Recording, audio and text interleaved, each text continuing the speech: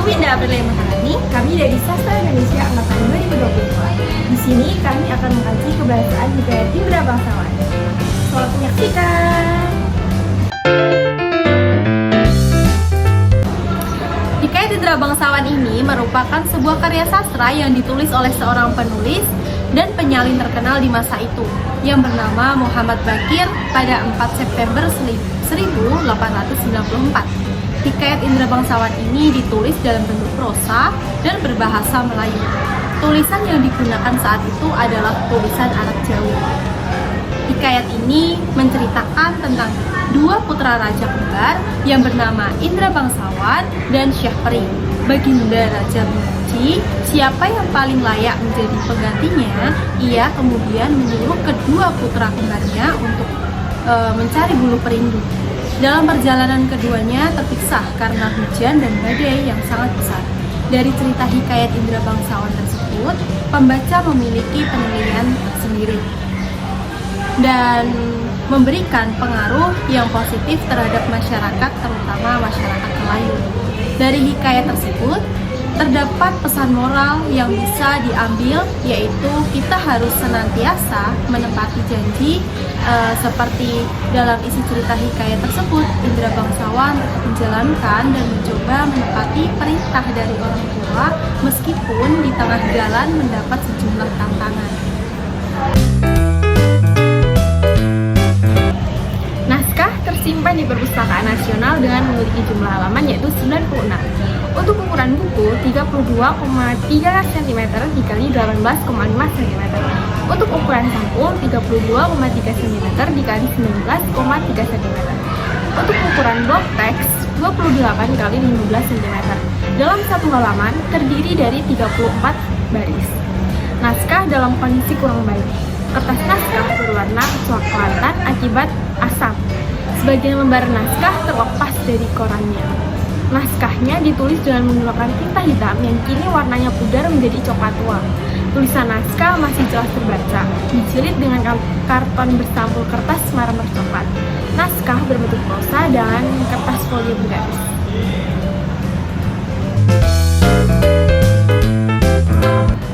Analisis kebahasaan pada hikayat Indra Bangsawan meliputi analisis konjungsi, analisis kata arkais, dan analisis gaya bahasa. Konjungsi. Konjungsi ada dalam hikayat Indra Bangsawan, yakni konjungsi intrakalimat dan konjungsi antar kalimat. Konjungsi intrakalimat adalah konjungsi yang menghubungkan satuan-satuan kata dengan kata frasa dan klausa dengan klausa. Kata penghubungnya seperti dan, tetapi, setelah, jika, kalau, dan lain-lain. Dalam hikayat Indra Bangsawan terdapat beberapa konjungsi intrakalimat, yakni 1. Kata penghubung dan. Kata penghubung atau kata penambahan. Seperti contoh pada kalimat hikayat Indra Bangsawan yaitu, maka pada suatu hari ia pun menyuruh orang membaca doa kunut dan sedekah kepada fakir miskin. Lalu maka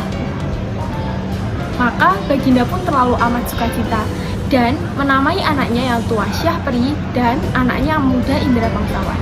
Yang kedua, kata penghubung karena, penghubung atau penyebab. Pada kalimat Indra Bangsawan yaitu, maka Baginda pun bimbanglah, tidak tahu siapa yang patut dirayakan dalam negeri karena anaknya kedua orang itu semua sama-sama gagah. Jikalau Baginda pun mencari muslihat, ia menceritakan kepada kedua anaknya bahwa ia bermimpi bertemu dengan seorang pemuda yang berkata kepadanya, barang siapa yang dapat mencari bulu perindu yang dipegangnya, ialah yang patut menjadi raja di dunia. Yang kedua, kata penghubung tetapi atau penghubung perlawanan. Dengan hati yang gembira, mereka mempersembahkan susu kepada raja. Tetapi Takib berkata bahwa susu ini bukan susu harimau, melainkan susu kambing. Konjungsi antar kalimat merupakan konjungsi yang menghubungkan satu kalimat dengan kalimat lain. Oleh karena itu, konjungsi ini selalu memulai satu kalimat yang baru dan huruf pertamanya ditulis dengan huruf kapital. Dalam hikayat Indra Bangsawan terdapat beberapa konjungsi antar kalimat, di antaranya yang pertama, kata penghubung setelah atau penghubung waktu. Yang terdapat dalam contoh hikayat Indra Bangsawan, tersebutlah perkataan seorang raja yang bernama Indra Bangsawan negeri Kabut Syahrial setelah berapa lama di atas kerajaan, tiada juga beroleh putra.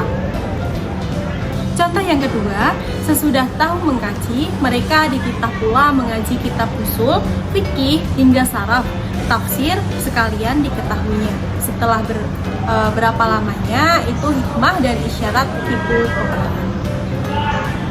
Yang kedua, kata penghubung sesudah atau penghubung waktu.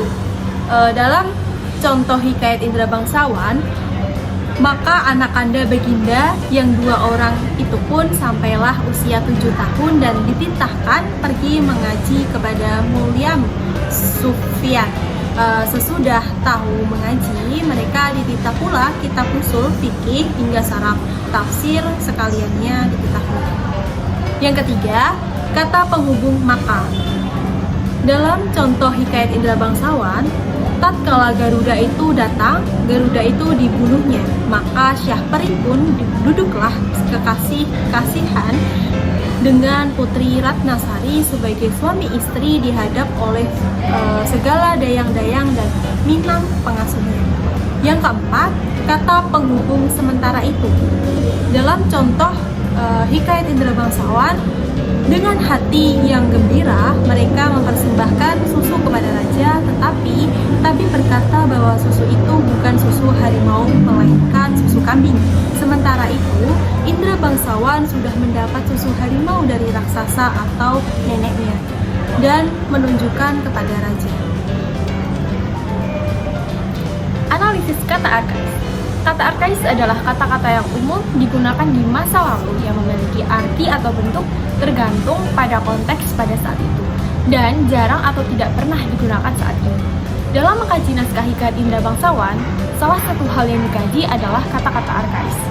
Beberapa kata arkais yang ada di dalam naskah adalah beroleh yang berarti mendapat, pitah yang berarti perintah, buluh yang berarti tanaman rumpun, berakar, berongga, kemudian mahligai yang artinya istana, ditoreh yang berarti menggores atau mengiris, cembul yang berarti tempat tembakau yang terbuat dari logam, inang yang merupakan perempuan yang merawat anak tuannya, upeti yang berarti uang yang wajib dibayarkan oleh negara kecil kepada raja, selit atau sulit, kemudian bejana yang berarti tabung atau bak atau wadah. Kemudian analisis gaya bahasa. Gaya bahasa yang digunakan dalam hikayat Indra Bangsawan adalah majas metafora. Buktinya ada pada hikayat Indra Bangsawan, pada kutipan, Tuan Putri terharu akan kesetiaannya dan menamainya si kembar.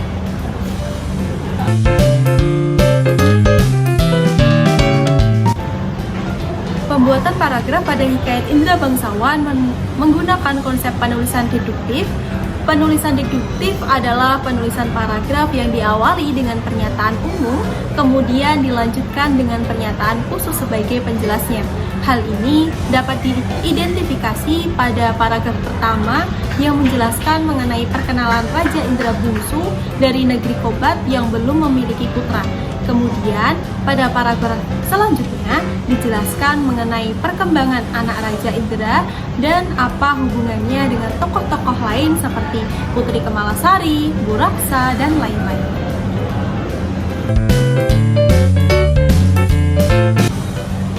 Untuk struktur kalimat, yang pertama, maka Syahperi dan Indra Bangsawan yang merupakan subjek, pun yang merupakan predikat dan bercerailah merupakan pelengkap. Yang kedua, pada kalimat 9 orang anak raja yang merupakan subjek sudah berada di dalam yang merupakan predikat dan negeri itu adalah keterangan. Yang ketiga, ia yang merupakan subjek menjadikan dirinya yang merupakan predikat budak-budak berambut keriting yang merupakan objek. Yang keempat, Tuan Putri sebagai subjek terharu akan kesetiaannya dan menamainya sebagai predikat, si kembar sebagai objek. Yang kelima, tetapi Tuan Putri yang merupakan subjek menerimanya sebagai predikat dengan senang hati sebagai pelengkap.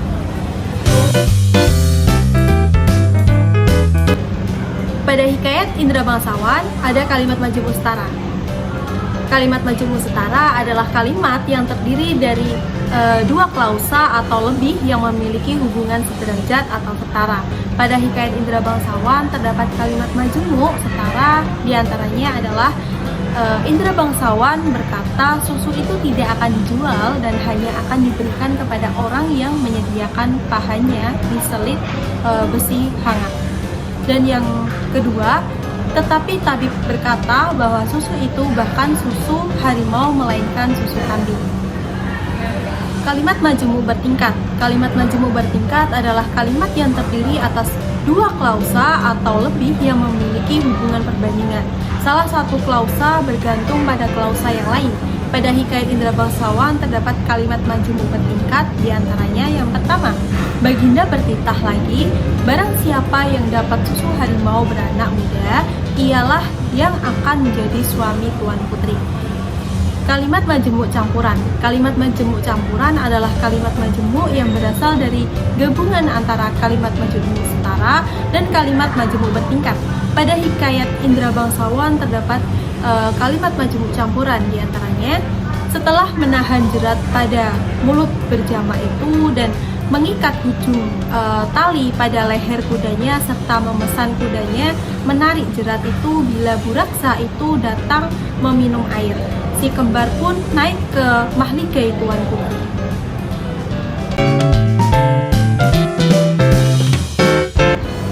Kata berulang. Kata berulang adalah proses pengulangan kata. Pada hikayat Indra bangsawan terdapat kata berulang, yaitu A. Budak-budak. Contoh kata budak-budak pada hikayat Indra bangsawan yaitu ia menjadikan dirinya budak-budak berambut keriting. Yang kedua adalah kata-kata. Terdapat kata berulang kata-kata pada hikayat Indra bangsawan yaitu setelah mendengar kata-kata Baginda si hutan pun pergi mengambil seruas buluh yang berisi susu kambing serta menyangkutkannya pada pohon kayu. Yang ketiga, ternganga-nganga. Terdapat kata berulang ternganga-nganga pada hikayat Indra bangsawan yaitu Tuan Putri ternganga-nganga seraya berpikir bahwa orang muda itu pasti adalah Indra bangsawan. Ungkapan cerita di hikayat Indra bangsawan diantaranya A. Kata upeti ditunjukkan pada kalimat Putri Kemalasari sebagai upeti, yang artinya uang atau emas yang wajib dibayarkan oleh negara kecil atau negara yang berkuasa yang menaklukkannya. B. Kata hatta ditunjukkan pada kalimat hatta, berapa lamanya Putri Kemalasari pun sakit mata. Kata hatta dalam hikayat merupakan arti maka, lalu, sudah, itu, lalu. C. Kata nujum yang ditunjukkan pada kalimat para ahli nujum yang mengatakan hanya air susu harimau yang beranak mudalah yang dapat menyembuhkan penyakit itu. Arti dari kata nujum adalah perbintangan untuk meramalkan atau mengetahui nasib orang dan sebagainya, atau orang yang mengetahui segala alam. Sekian dari kami tentang kajian kebahasaan hikayat Indra bangsawan. Kurang lebihnya mohon maaf dari kami. Kami pamit undur diri. Sampai jumpa. Assalamualaikum warahmatullahi wabarakatuh.